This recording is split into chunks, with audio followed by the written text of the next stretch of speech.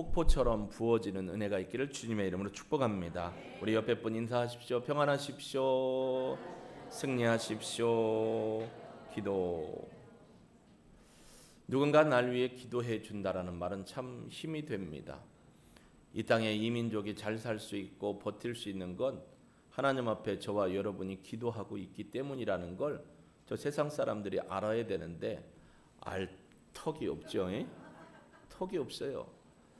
그들이 잘 돼서 그렇게 된다라고 생각할 수 있지만 하나님의 은혜이고요. 그 하나님의 은혜는 바로 저와 여러분이 기도하고 있기 때문이라는 것을 여러분 자부심을 가지고 하나님 앞에 감사하며 쓰임받기를 주님의 이름으로 축복합니다. 히브리서는 우리가 너무나 잘 아는 말씀입니다. 믿음 11장, 믿음장 12장, 믿음 경주장 13장, 믿음의 삶을 살아라라고 권면을 합니다. 이게 사실 네로 왕자의 마지막 통치 때 보통 AD 60년대 후반인 64년에서 68년경 정도에 구약의 아주 율법, 구약의 말씀에 능통한 어느 분이 이 말씀을 쓴 겁니다.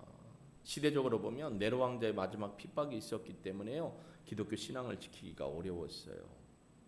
그러니까 고난과 역경입니다. 예수 믿는 것 때문에 기독교 신앙을 버리라는 겁니다. 그리고 길드 같은 조직, 상업 조직에서 일하는 사람들이 예수 믿는 것 때문에 그들의 우상 숭배의 자리에 참여하지 않고 믿음을 지킨다고 빠지니까 그들을 상인회에서 쫓아냅니다. 유대 사회에서 몰아냅니다. 이런 상황 가운데 있기 때문에 많은 사람들이요 어떤 생각을 했냐면 기독교는 아무래도 야매 같다. 기독교는 우리가 있어서는 안 되는 것 같다. 우리 유대교로 다시 돌아가자. 그런 신앙의 배교들이 생겨나기 시작을 했습니다. 그래서 기독교의 믿음의 신앙, 예수님을 믿는 구원의 신앙에서 유대교로 넘어간 사람이 많고 넘어가려고 흔들리는 사람도 많았어요. 그때 이 히브리서의 저자가 그럽니다. 예수님은 천사보다도 뛰어나고 모세보다도 탁월하고 할렐루야 대제사장인 아론보다도 뛰어나신 분이다. 그리고 율법을 능가하시고 율법을 능하신 분이다 라고 하면서 이보다 더 좋은 분이 없고 이보다 더 나은 분이 없다라고 하면서 예수 그리스도를 끝까지 붙들고 믿음의 신앙을 포기하지 않고 경주하고 전진하는 신앙을 살아야 한다라고 격려하고 독려하고 깨우치고 때로는 명령을 함으로써 그리스도를 믿는 믿음의 신앙을 지키라고 하고 있습니다. 지금 우리가 살고 있는 이 시대가 예수님을 믿는 걸 불편해하고요. 예수 믿는 걸 싫어하고요. 예수님을 믿는 믿음의 신앙을 전하면 다 저 독단적인 것들, 독선적인 것들이라고 하면서 여러분을 핍박을 하고요. 요즘에 동대문 교구협에 사역을 하지만 기독교가 역차별을 받는 게 눈에 보입니다. 이런 상황 가운데 예수 잘못 믿었다가 우리 가문이 망치는 거 아니야? 내가 예수 믿는 것 때문에 신앙 고백을 했다가 인사고과에서 밀리는 거 아니야? 이렇게 해서 예수 믿다가는 큰일 나겠구나라고 합니다. 여러분 예수님이 왜 천사보다 뛰어날까요? 네, 여러분이 말씀하신 걸 다 정답이라고 제가 모아서 천사는 예수님을 수종드는 자이기 때문에 천사보다 예수님은 뛰어납니다. 그러면 이 구약에 능통한 유대인들이 모세보다 예수님이 뛰어나다고 하니까 열받았어요. 왜 예수님이 모세보다 뛰어날까요? 모세는 창조 사역 가운데 하나님과 예수님이 모세를 창조하셨기 때문입니다. 그러니까 모세는 예수님에 비하면 피조물이 되는 거죠. 그러면 대제사장으로 존귀하고 명망이 높았던 아론보다 왜 예수님이 탁월할까요? 아론은 계속 제사를 드려야 돼요. 예수님은 단 한 번의 제사로서 우리의 죄의 문제를 완전히 해결하셨습니다. 그러니까 뛰어나고 탁월하신 거예요. 왜 구약의 율법보다 예수님이 더 뛰어나시고 나으시냐 이겁니다. 왜요? 예수님은 새 언약을 통해서 우리의 죄의 문제를 해결하시고 영원한 하늘나라의 소망을 우리에게 자격으로 주신 줄로 믿습니다. 그러니까 예수 믿는 건요 수지 맞은 거예요. 그렇게 고백하세요? 눈에 뭘 늘 보여야 이렇게 실감을 느낄 건데 아니요. 여러분이 살아계신 것 자체가 실감이고 하나님의 은혜를 누리고 있다는 것을 기억하시기를 주의 이름으로 축복합니다. 오늘 본문은요 히브리서 2장의 장 제목 표제는 비하와 승귀입니다. 비하라는 게 뭐냐면 영광과 존귀의 자리에 하나님과 함께 있었던 그 자리에서 천하고 천한 인간의 몸을 입고 성육신하심으로 인간의 몸을 입고 내려오셨다라고 해서 스스로 자기를 낮추셨다라고 해서 비하라고 하는 거예요. 누구를 비하다 비방하다가 아니고 스스로가 자기를 영광과 존귀의 자리에서 어떻게 했어요? 인간의 몸을 입고 내려오셨어요. 혈과 육의 모습으로 내려오셨다. 그랬던 분이 이 땅에서 그리스도께서 고난의 십자가를 지심으로 영광과 존귀의 관을 다시 얻으시고 어떻게 하셨어요? 복귀하셨어요. 복귀, 승귀, 올라서 영광과 존귀의 자리로 다시 들어가셨다라는 내용을 히브리서 2장은 1절부터 증거를 하고 있는 것이죠. 그 상황 속에서 히브리서 저자는 우리에게 예수님이 누구시냐, 예수님을 믿는다는 건 무엇이냐, 예수님과 우리는 어떤 관계 안에 있으며 예수님은 우리를 위해서 무슨 일을 하고 계신가를 분명하게 깨우쳐주고 알고 믿도록 전해주고 있습니다. 여러분, 예수님을 이 성경을 다른 말로 표현하면 예수님을 증거하는 책.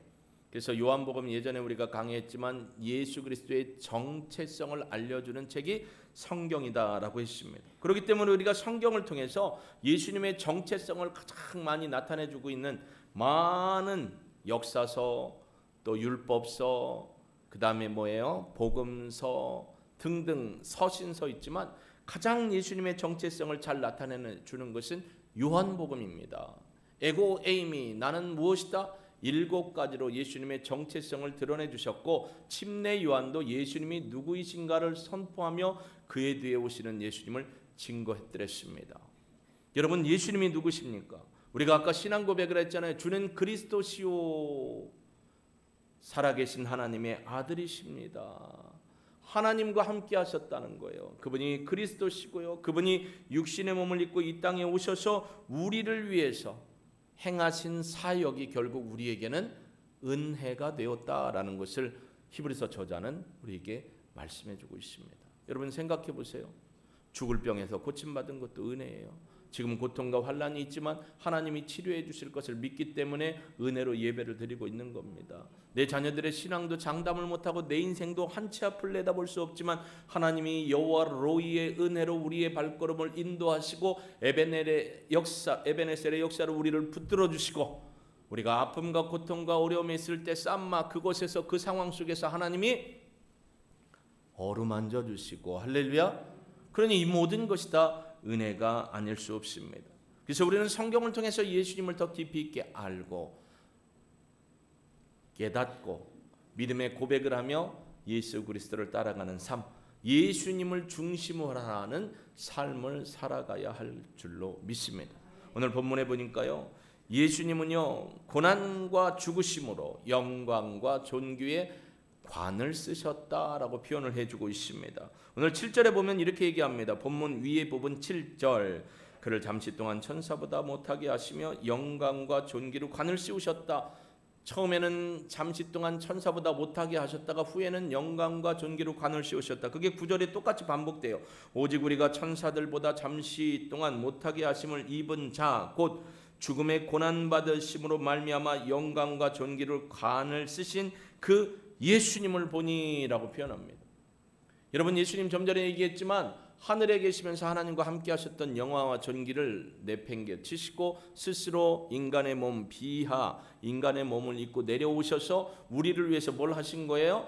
고난의 십자가를 지신 거예요. 고난을 겪으시고 죽으심으로 우리를 어떻게 하신 거예요? 살리신 겁니다. 예수님이 우리에게 하나님이 누렸던, 하나님과 함께 누렸던 영광과 존귀를 나누어 주려고 오신 거예요. 그래서 여러분이나 저는 이 자리에 있기 때문에 예수를 믿고 영상을 통해 예배드리는 여러분도 예수님을 통해 영광과 존귀를 나눔받았어요. 어떻게요? 예수님이 십자가에 달려 돌아가심으로 그 피가 우리를 덮어주심으로 우리의 죄의 문제가 해결된 줄로 믿습니다. 믿으니까 여기 와 계시고 믿으니까 영상을 통해서 예배드리시잖아요. 예수님이 그러므로 우리에게 그분의 영광과 존귀를 나누어 주셨어요. 새 생명을 주셨어요. 구원의 은혜를 누렸어요. 누구는 생각합니다. 예배를 빠지지 않고, 누구는 생각합니다. 10의 1조를 도둑질하지 않고, 누구는 생각합니다. 감사 예물을 드리고, 어제도 신방을 한 가정에서 한 집에서 두 가정이 예배를 드렸어요. 하나님 앞에 온전한 예물을 드리고 해야 구원받고 영광과 존귀를 누린다고 합니다. 그건 아닙니다. 이미 우리는 영광과 존귀를 예수 그리스도의 보혈의 능력으로 받았습니다. 받았기 때문에 감사하기 때문에 나의 로드가 되신다라는 거예요. 주인이 되신다라는 거예요. 주님이라는 건 주인이 되신다는 거예요. 내 삶의 주인, 내 건강의 주인, 내 신앙의 주인, 내 물질의 주인. 근데 주인인 걸 인정 안 하는 분도 많이 계시잖아요. 안타까움이죠. 내가 필요할 때만 주인이고 내가 어려울 때만 주인 노릇하시고요. 평상시에는 내가 주인 노릇할게요. 그러니까 우리 쇼부를 보시자고요. 하나님, 이러는 분 혹시 계시지 않습니까? 인생의 주권을 맡았다 해서 아돈이라는 주님이라는 역사가 있는 거예요. 군주, 주인이 되신다라는 겁니다. 예수님이 우리를요, 그분이 잠시 동안 비천한 몸으로 오셔서 십자가에 달려 돌아가심으로 우리에게 의롭다고 말씀해 주시고 생명을 나누어 주신 줄로 믿습니다. 그 생명이 바로 영광과 존귀를 입게 되었다라는 거예요. 근데 무엇으로 말미암아? 십자가의 죽으심. 그러니까 여러분, 지금 여러분이 신앙 때문에 겪고 있는 아픔과 어려움이 있다면 예수님처럼 예수님을 묵상해 보세요. 예수님을 생각해 보세요. 예수님이 과연 왜 고난의 십자가를 지셨는지, 왜 예수님을 믿고 행복할 줄 알고 부자 될 줄 알고 잘 될 줄 알고 시험에 탁탁 붙을 줄 알고 출세할 줄 알았는데 왜 안 될까? 고난의 십자가를 지신 예수님처럼 고난의 믿음으로 주님을 바라보며 카와에 인내하며 믿음으로 신실함으로 주를 바라보는 신앙으로 서가는 저와 여러분이 될 수 있기를 주의 이름으로 축복합니다.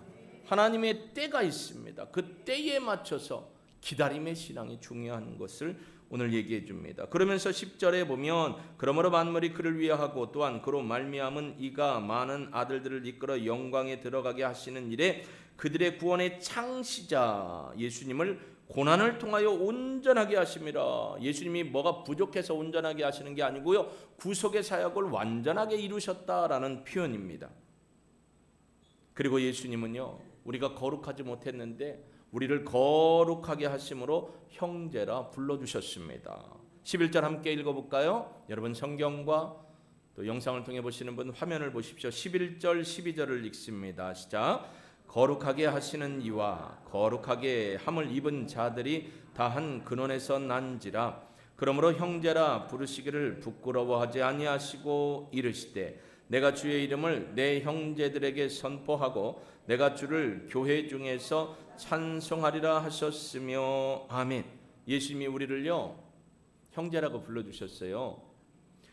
거룩하게 하시는 이분이 예수님을 얘기합니다. 거룩함을 입은 받은 자는 우리들, 구원받은 우리를 얘기합니다. 근데 거룩하게 하시는 예수님과 거룩하게 함을 입은 자인 우리가 다 한 근원에서 났다라는 거예요. 한 근원에서 났다는 건 누구에서 나왔냐? 하나님으로부터 나왔다라는 것을 얘기해 주고 있습니다. 하나님으로부터 우리가 한 근원에서 나왔다라는 거예요. 여러분, 우리를 거룩하게 하신 분이 누구죠? 예수 그리스도를 통해서 하나님이 하셨습니다. 하나님이 여러분을 거룩하게 하신 거예요. 때로 광내고 요즘 여자분들 이거 이렇게 스펀지로 밀고 뭘 밀어갖고 막 하면 여기에 때가 고로로록 나오던데, 그때 벗겨도 하는 때가 아니고요, 하나님이 우리의 죄악의 때를 다 예수의 피로 거룩하게 하셨습니다. 그래서 예수님과 우리가 거룩하게 되긴 한 형제가 됐다라는 거예요. 얼마나 감사해요. 100억은 요즘에 하도 많은 사람이 많대요. 나는 1억도 구경을 못 해봤지만 1조나 한 몇백 조의 주인이 이 사람이 와서 오늘부터 자매님을 나의 자매로 내가 인정해 줄게요. 나와 함께 자매합시다 하면 어떡할래요? 아이고 좋죠. 그렇죠. 솔직한 마음에 좋죠. 100억 넘는, 1조가 넘는 재산을 가진 분이 찾아와 갖고 나보고 형제합시다. 오늘부터 나의 형제로 삼아서 함께 형제합시다 하면 좋아요? 좋죠.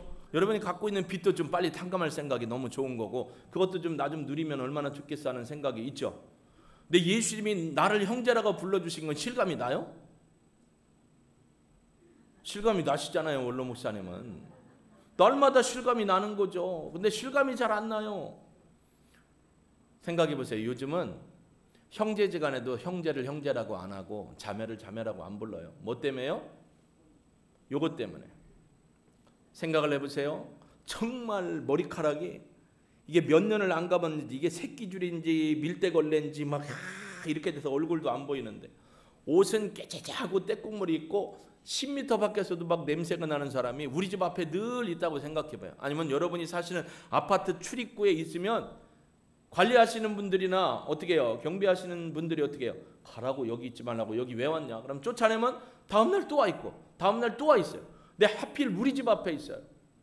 누군지 알아보지를 못하겠어. 냄새도 나고 막 얼굴도 가려있고 가라고. 사람들이 경찰을 불러서 신원조사를 했더니 그 사람이 누구예요?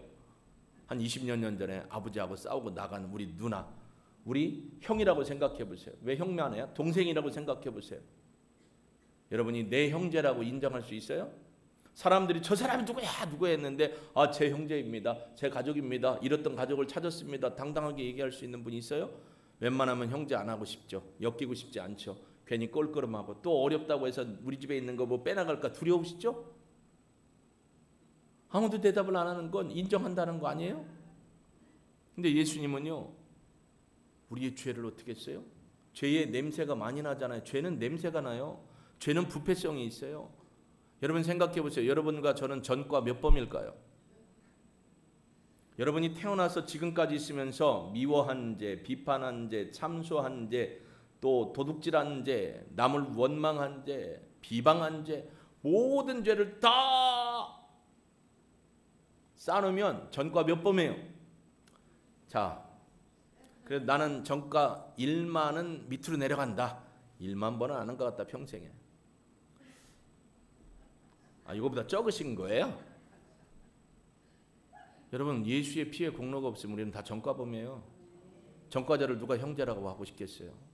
요즘에 아이들 성폭행하고 했던 사람들 막 출소하고 그러니까 우리 동네 오면 안 된다고 가족들도 외면을 하잖아요. 근데 예수님은 전과 10만 1억의 전과범인 우리를 어떻게 했어요? 거룩하게 하시고 할렐루야 형제라고 불러주셨어요. 얼마나 감사해요. 형제라고 불러주셨다고요. 그 아무도 나를 거들떠보지도 않고 나와 연을 맺기를 싫어하고 내가 쫓아가면 오지 말라고 하는 그 사람들의 아픔과 고통이 있는 그 나를 예수님이 어떻게 했어요? 보혈로 우리를 덮어주셔서 나를 형제로 불러주셨습니다. 은혜입니다. 은혜가 아니고는 이런 일이 있을 수가 없는 겁니다. 여러분 인도네시아에 가면요, 인도네시아 사람들은요 주민등록증에 주민등록 신분증에 반드시 종교를 기록하게 돼 있어요. 그것도 딱 6개의 종교, 6대 종교. 종교란이 없으면 이 사람들은 혜택이나 국가의 은혜를 못 누려요. 그러니까 내가 예수를 안 믿어도 예수 믿는 사람이라도 해서 기독교, 이슬람, 뭐 부다이즘 뭐 이런 식으로 써요. 그러면 자기는 예수 없이도 뭐가 돼요? 알라를 믿는 사람이 되는 거예요. 이슬람이나 기독교의 하나님을 알라라고 표현해요. 인도네시아는 다. 그럼 예수님을 쫌이라고 표현을 하고, 근데 알라라고 표현을 해요. 신이라는 표현을 해요. 그러니까 예수님을 믿지 않아도 주민등록증에 신분증에 기독교라고 써 있으면 그렇게 되는 거예요. 1절에 말씀드렸지만 그 폰티아나게 오토바이를 타고 어린아이들 둘을 앞뒤로 태우고 아빠가 운전하고 뒤에서 엄마가 잡고 11시간 이상을 다 밀림에서 오토바이 타고 오셔서 코칭 세미나를 들으시고 은혜 받고 선교지로 다시 2박 3일 이후에 오토바이 타고 가셔서 거기서 코칭을 해가지고 이번에는 그 지역 코치로서 코칭을 받는 분들을 모시고 와서 인도네시아에서 코칭을 하는 분이 있어요. 그분이 바로 11시간을 오토바이를 타고 오신 분이에요. 거기에 보면 그분의 신분증을 봤거든요. 크리스찬이라고 써 있어요. 기독교라고 써 있어요. 네, 여러분 더 중요한 건 여러분에게 하나님이 생명의 천국 시민권을 주신 줄로 믿습니다. 여러분 호주머니나 지갑에 혹시 신분증 있으면 빼놔보세요. 거기에 천국 시민권이라고 적혀 있어요. 근데 여러분에겐 천국 시민권이 이미 어떻게 했어요? 신분증이 있다니까요. 신분증을 뺐는데 경기도 또 서울 그 외에 또 어디 계신가요? 천안에서도 오셨고, 여러분의 신분증에 그게 있지만 여러분이 날마다 하늘나라 신분증 시민권을 딱 갖고 다니면 사람들이 뭐라고 하면 딱 보여주면 자부심이 있잖아요. 사도 바울이 복음을 전할 때 빌립보 지역, 빌립보 성은요 퇴역 군인들을 거기에 모아놨고 다 이 사람들이 반란을 일으키지 못하고 정부에 다 협조할 수 있도록 모든 로마 시민권을 줘갖고 협조하고 또 배상을 받게 했어요. 그러니까 반란을 일으키지 않았어요. 그분들은 다 로마 시민권이 있었어요. 어디 가면 로마 시민권을 내요. 프리패스. 로마 시민권을 내면 무료로 봉사, 의료 혜택 받고 다 받는 거예요. 여러분은 천국 시민권을 가졌어요. 누구 때문에요? 예수님의 보혈로 여러분과 저를 죄로부터 거룩하게 하심으로 하나님이 예수님과 우리를 한 형제로 맺혀 주셨습니다. 이게 은혜예요. 여러분, 하나님 앞에서 예수님과 우리가 한 형제라는 건 우리가 하나님 앞에 어떤 존재가 됐다는 걸 얘기하는 거죠? 자녀가 됐다라는 거예요. 한번 말씀 보실까요? 13절부터 봅니다. 내가 그를 의지하리라 하시고 또 다시 볼지어다 나와 및 하나님께서 내게 주신 자녀라 하셨으니 자녀들은 혈과 육에 속하였음에 그도 또한 같은 모양으로 혈과 육을 함께 지심은 죽음을 통하여 죽음의 세력을 잡은 자 곧 마귀를 멸하시며 또 죽기를 무서워함으로 한평생 매어 종노릇하는 모든 자들을 놓아주려 하심이라. 할렐루야. 예수님은요 히브리서 4장 14절과 15절에 보면 이렇게 말씀을 하셨습니다. 히브리서의 가장 중요한 키버스가 히브리서 4장 14절입니다. 우리 같이 한번 읽어볼까요? 그러므로 우리에게 큰 대제사장이 계시니 승천하시니 곧 하나님의 아들 예수시라. 우리가 믿는 도리를 굳게 잡을지어다.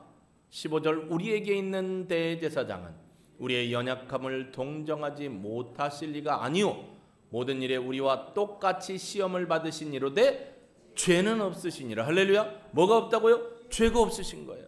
그분이 우리를 뭐라고 불러주셨다고요? 형제라고 불러주셨고 그분 때문에 하나님과 우리의 관계가 어떻게 됐어요? 아버지와 자녀의 관계가 된 줄로 믿습니다. 이게 특권입니다. 하나님의 자녀가 됐다고요. 여러분 신분증 낼 때마다 거기에 뭐라고요? 하나님의 자녀 천국 시민권이 찍혀 있다고요.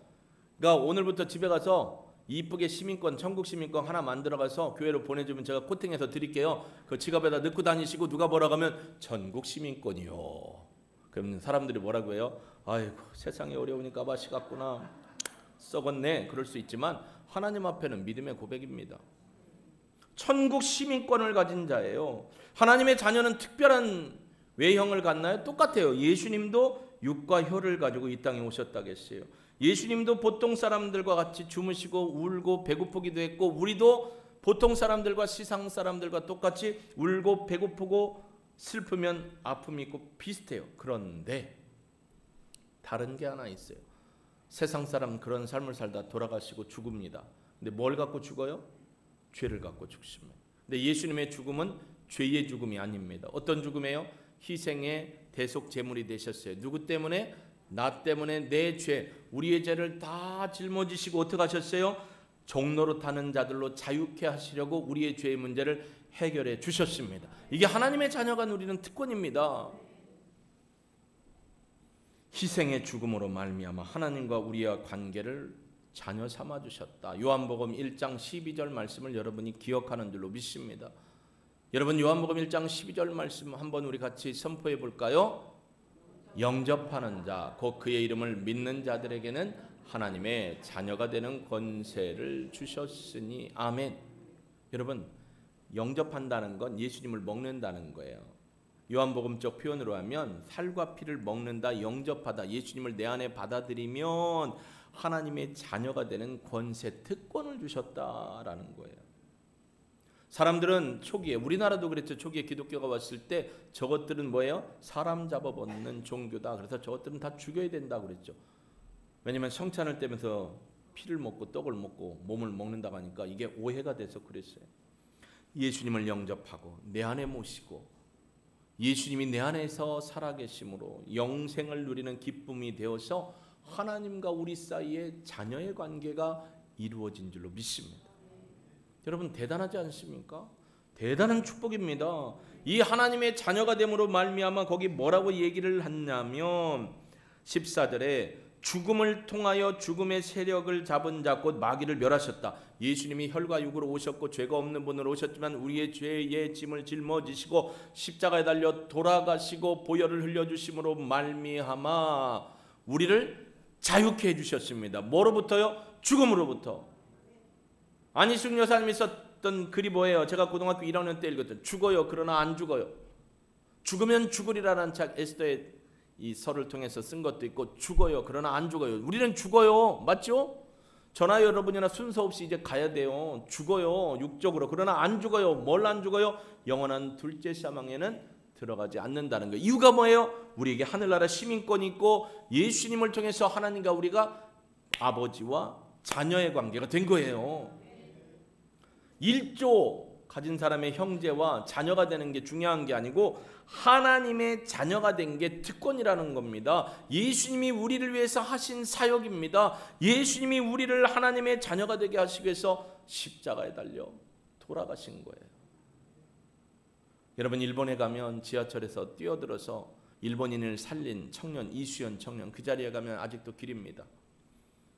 우리도 마찬가지예요. 길거리에서 할머니를 살리기 위해서 뛰어들어 아이를 살리기 위해서 뛰어들어서 아이는 살리고 자기는 사고로 중환자실에 있다 돌아가신 분 그리고 돌아가실 때 기증을 하신 분 우리는 의인이라고 해요. 그럼 우리 세계의 의인이에요. 진정한 의인은 예수 피로 말미암아 죄사함 받고 구원받아 하나님의 자녀가 되신 분이 의인입니다. 이 의인의 관계 때문에 하나님과 우리와의 온전함이 서는 겁니다. 제가 금요일 날도 말씀드렸죠. 이 땅에서 우리가 성공의 삶을 살기를 원하십니까? 인생에도 성공하고 신앙에도 성공하기를 원하십니까? 그러면 가장 중요한 것이 뭐라겠죠? 하나님과의 올바른 관계 안에 서 있는 거예요. 하나님 앞에 올바른 관계 안에 서지 못하면 온전함으로 이 땅에서 아무리 좋은 건 누리고 좋은 건 먹고 돈 많이 갖고 퍼질러 쓰고 살아도 진정한 행복이 아니고 그건 축복이 아니라는 겁니다. 그렇기 때문에 하나님과의 온전한 관계를 유지하려면 히브리서 이사야 27장에 뭐라겠죠? 혹시 기억하세요? 이건 주무시라고 잠잘 시간이라고 쉬는 소리가 아닙니다. 하자크 딱 달라붙어야 돼요. 누구에게? 하나님을 신뢰하며 하나님 앞에 딱 달라붙어서 절대로 떨어지는 관계가 되지 않는 붙어있는 관계, 하나님을 신뢰하고 의지하고 신으로 하나님을 바라보는 신앙의 관계 안에 서 있어야 한다는 것을 여러분 기억하길 주의 이름은 축복합니다. 그래서 말레우 하나님의 가득한 은혜와 능력이 흘러넘치는 그런 신앙의 모습. 제가 말레우라는 단어를 누구한테 보냈더니 그 자매님이 이렇게 썼어요. 하나님이 아니고 목사님, 내가 하나님 되면 큰일 나죠. 목사님, 우리 큰아들 누구누구에게 이 말레우가 필요하고 이런 은혜가 있을 수 있도록 기도합니다. 참 적용을 잘 하시는 거예요.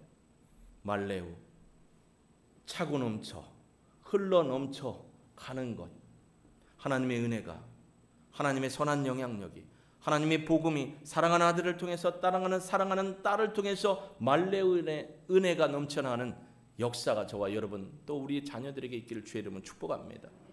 그렇기 때문에 예수님은 하나님을 섬기는 대제사장이 되셔서 자신이 친히 희생 제물이 되시고 우리의 죄를 속량하신 분이십니다. 여러분 이스라엘 사람들은요 전통적으로 아브라함의 후손이라는 이야기를 참 좋아합니다. 그래서 누가복음 19장 9절에도 보면 아브라함의 자손이다라는 소리를 듣죠. 한번 같이 읽어볼까요? 예수께서 이르시되 오늘 구원이 이 집에 이르렀으니 이 사람도 아브라함의 자손이미로다. 할렐루야. 누구한테 한 말이죠? 뽕나무 위에 작은 삭개. 오, 예수님이 보고 그런 거예요. 오늘 네가 아브라함의 자손. 여러분 아브라함의 자손이라는 거예요. 근데 저와 여러분도 아브라함의 자손인 줄로 믿습니다. 색깔을 보거나 머리에 이 털을 보거나 하면 절대 아브라함의 자손이 아니에요. 그러면 아브라함의 자손이라는 의미가 뭐죠? 혈통적인 아브라함의 자손인 유대인이 아니고 예수의 피로 말미암아 진짜 보혈의 능력으로 아브라함과 관계가 맺어진 아브라함의 자손이라는 거예요. 창세기 12장 1절에서 3절의 역사가 오늘 우리에게 일어났기 때문에 우리가 아브라함의 자손이 된 줄로 믿습니다. 한번 보실까요? 창세기 12장 1절에서 3절에 보면 같이 읽습니다. 여호와께서 아브라함에게 이르시되 너는 너의 고향과 친척과 아비의 집을 떠나 내가 내게 보여줄 땅으로 가라. 내가 너로 큰 민족을 이루고 내게 복을 주어 내 이름을 창대하게 하리니 너는 복이 될지라. 너를 축복하는 자에게는 내가 복을 내리고 너를 저주하는 자에게는 내가 저주하리니 땅의 모든 족속이 너로 말미암아 복을 얻을 것이니라 하시니라. 여기 중요한 거, 땅의 모든 족속이 너 때문에 복을 누리는데 이 복이 뭐예요? 하나님의 자녀가 되는 복입니다. 영생을 누리는 복입니다. 그래서 아브라함과 혈통적으로 어떤 관계가 된 거예요? 조상과 후손이 된 거예요. 피부색이나 그들이 말하는 유대인 히브리인이라는 혈통적인 것이 아니고 예수의 피, 예수의 피, 예수의 피, 예수의 피밖에 없네. 아브라함과 혈통적으로 후손이 되고 하나님의 자녀가 될 수 있는 방법은 예수의 피, 예수의 피, 예수의 피밖에 없습니다. 짐승의 피가 아닙니다. 아까도 얘기했지만 왜 예수님이 대제사장이었던 아론보다 뛰어나고 탁월합니까? 이보다 더 좋은, 이보다 더 나은 분이 없습니다. 왜요? 아론은 죄 지은 인간들이 오면 어떻게 돼요? 검수하고 칼 쥐어주죠. 제사자가 오면 칼 쥐어주고, 자, 안수하고 목 따세요. 여의 땅 목 딱 따면 피가 누구에게로 튀어요? 본인에게 튀는 거예요. 근데 이놈의 인간들이 죄를 지을 때마다 이걸 해야 되니 본인도 자괴감이 들었을 거예요. 이거 언제까지 해야 되나? 근데 예수님은 딱 한 번에 대속의 제물이 되셔서 영원한 구속의 은혜를 이루어 주신 줄로 믿습니다. 그러니까 예수님이 아론보다도 모세보다도 천사보다도 율법보다도 뛰어나신 분임을 우리는 믿게 됩니다. 그래서 그분이 우리에게 준 게 속량이라는 거예요. 속량. 우리의 죄를 자신이 희생 제물이 되어 주시고 친히 자신이 대제사장, 아까 우리가 히브리서 4장 14절 우리에게 있는 대제사장, 영원한 대제사장을 굳게 붙들고 믿음의 신앙을 경주하라고 얘기해 준 겁니다. 그분이 우리의 죄를 속량하셨어요. 속량이라는 게 뭐냐면 구원해 주셨다는 말하고 비슷하지만 속량은 우리의 죄의 죄값을 돈 주고 사오는 거예요. 속전을 주고 사온 거예요. 그러니까 우리의 죄의 문제를 어떻게 하셨다고요? 완전히, 따라해보세요. 완전히 해결하셨다. 할렐루야. 이걸 예수님이 하신 거예요. 예수님이 하셨어요. 예수님이 하셨대요. 얼마나 감사해요. 속량해 주셨다라는 겁니다. 그렇기 때문에 우리에게는 더 이상 죽음의 문제가 우리를 이길 수가 없습니다. 16절 이는 확실히 천사들을 붙들어 주려 하심이 아니 오직 아브라함의 자손을 붙들어 주시려고 우리에게서 마귀의 권세, 죽음의 권세에서 깨뜨리고 생명을 주셨고 17절 그러므로 그가 범사의 형제들과 같이 되심이 마땅하도다. 왜냐하면 하나님의 일에 자비하고 신실한 대제사장이 되셨기 때문이다. 그래서 대제사장으로 백성의 죄를 속량하셨다. 그리스도의 구원 사역이 인류에 대해서는 하나님의 긍휼과 자비로 이어지는 겁니다. 그리고 하나님에 대해서는 그분이 신실함으로 충성하셨습니다. 아가도스와 에피피스토스 기억하시죠? 착하고, 마태복음 25장의 달란트 비유, 착하고 충성된 종한 아가도스, 히브리어로 토부, 선함이에요. 선함은 우리가 일반적으로 얘기하는 도덕적인 선, 어디 가서 착한 일을 하고 할머니 막 이렇게 언덕길에 폐지를 갖고 죽고 올라가는데 못 올라가니까 밀어주고 맛있는 거 사주고, 이건 우리가 말하는 세상의 선이지만 하나님의 선은, 하나님이 보시는 절대적인 선은 하나님을 인정하고 하나님을 믿고 하나님을 경배하고 하나님의 길을 따라가는 게 아가도스입니다. 예수님은 아가도스의 선함뿐만 아니라 에피피스토스, 충성하다 성실히 본인에게 주어진 사명을 감당했습니다. 그러면 예수님과 함께 영감과 존귀를 우리도 가눌 수 없고, 예수님 때문에 하나님 안에서 예수님과 우리가 형제가 되었고, 하나님과 우리의 관계 속에 우리가 자녀가 됐고, 우리의 죄의 속량을 받았습니다. 승리의 근원이 누구시냐면 예수님입니다. 그러면 어떻게 살아야 될까요? 그냥 기뻐하며 즐거워하며 자랑만 하며 살아야 되나요? 아니요.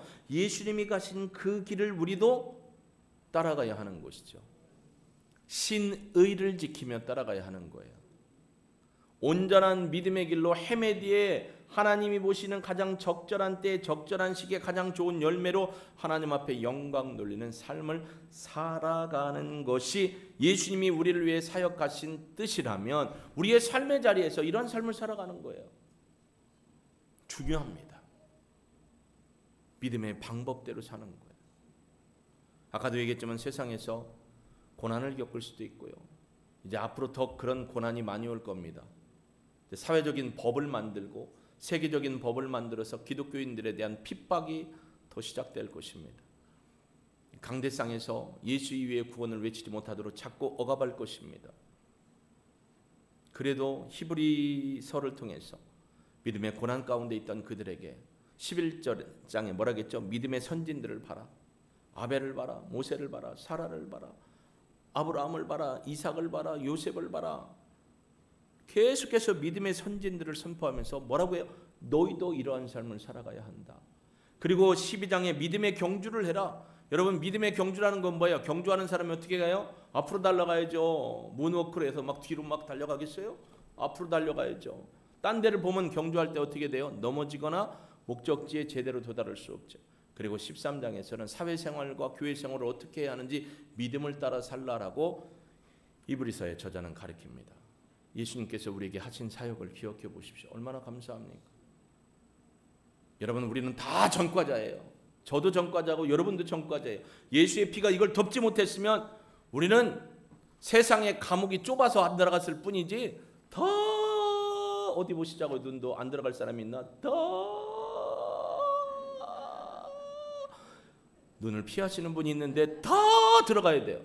반주자님도 죄송하지만 다 들어갈 수밖에 없어요. 하도 나를 안 보는 것 같아서. 날 봐, 옆으로 앉아서. 내가 잘생긴 얼굴은 아닌데 예수님을 바라보셔야 합니다. 예수님을 못 바라보면 안 돼요. 늘 묵상하고 예수님을 바라봐야 되는 거죠. 여러분, 그래서 우리 안에는 정결한 마음이 필요한 겁니다. 우리 안에는 예수의 피의 보혈이 흘러가야 합니다. 우리 찬양 드리고요. 결단의 기도 드렸으면 좋겠습니다. 주님, 내가 주님 앞에 정결한 마음으로 깨끗하게 회복되었는데 그게 자꾸 세상의 죄악 가운데 뒹굴다 보니까 마음도 영혼도 더럽혀집니다. 내게 정결한 마음과 정직한 영을 허락해 주옵소서. 그래서 하나님 앞에 믿음으로 살고 오늘 예수님이 우리를 위해서 십자가의 대속을 지심으로 영광과 존귀를 나누어 주시고 형제라 불러주시고 하나님과의 자녀 관계를 만들어 주시고 속량해 주셨는데 그 은혜를 누리며 예수 중심으로 예수를 자랑하고 복음을 증거하는 삶을 살기를 원합니다. 사용하여 주옵소서. 결단의 기도를 하나님 앞에 드리도록 하겠습니다.